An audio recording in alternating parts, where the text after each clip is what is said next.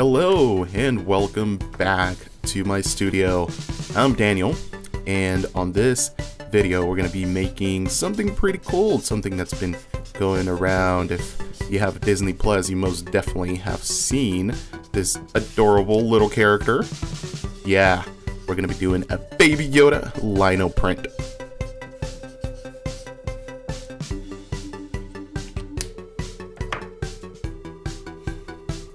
So the breakdown of our tools is going to be as follows. As you've seen on my previous videos, I really like to use Speedball inks.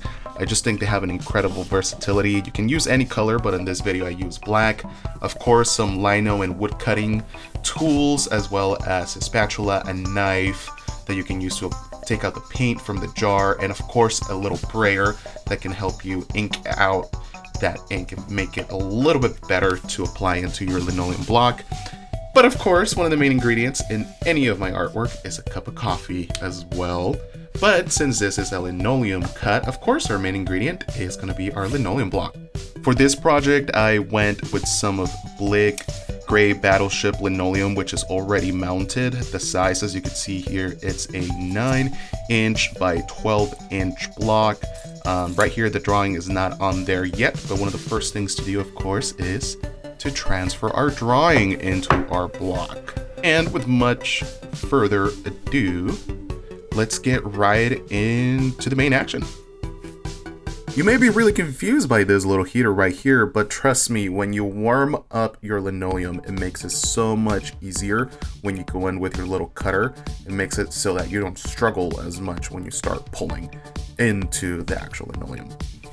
I always like to start with the edges of any character. Like you saw here in the beginning when I started carving, I just went straight into the right side on the screen of little Baby Yoda here. He's just so adorable, holding that little cup of, I don't know, whatever it is. I just always think it's a little cup of coffee because, well, I like my coffee.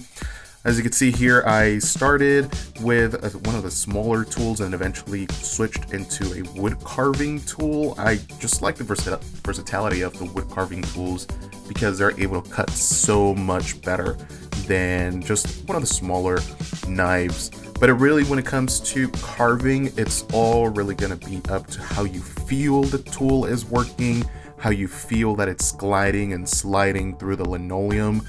Linoleum, if you've never carved it before, can be really hard, and you really have to put sometimes a little bit of muscle into it. That's why I always recommend that if you start feeling that your linoleum starts getting really hard to cut, just recommend warming it up. Some people do it with like an air dryer or a hair dryer. I personally don't have one, so I use a space heater because it's like winter right now and I get cold. So yeah, I use my little heater. Anyways, once you start cutting, sometimes it can get a little bit lost finding the main shapes. So what I like to do, as you see right here, Baby Yoda, in some areas it's already a little bit black. That is not ink. That I just basically take a regular marker and I go over the lines and just apply a little bit of that marker just so that I can get an idea of what I'm doing and what the product is going to be ending up looking like.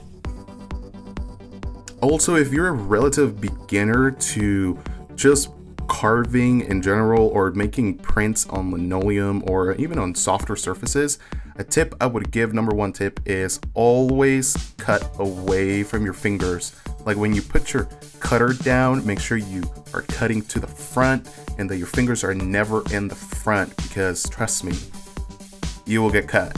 Like, you will get those cuts. The first day I sat down to do a little carving, 4 times I was bleeding. So yeah, just avoid that. Another thing you can do is use a bench hook like you see right here. What I'm using for my bench hook is simply just a piece of cabinet that I just put another piece of wood so that I can push the block into it and I don't have to hold it with my hand. And once you finish carving your whole surface, and it's going to be time to ink it. What I use to ink over is just my glass painting palette, and I just roll over my ink. Listen to the sound. Oh yeah. When you hear that and you see that texture in your ink, it's ready. It's ready to go on the block. I always just like to start rolling it in from the bottom to the top because, I don't know, I just like it like that. It just seems so satisfying watching that. One of the things that you will notice sometimes is that if you don't clean your block correctly, you will get tiny little specks of linoleum. And just take them out, otherwise you'll get some nasty spots in your print. You don't want that. You definitely don't want that.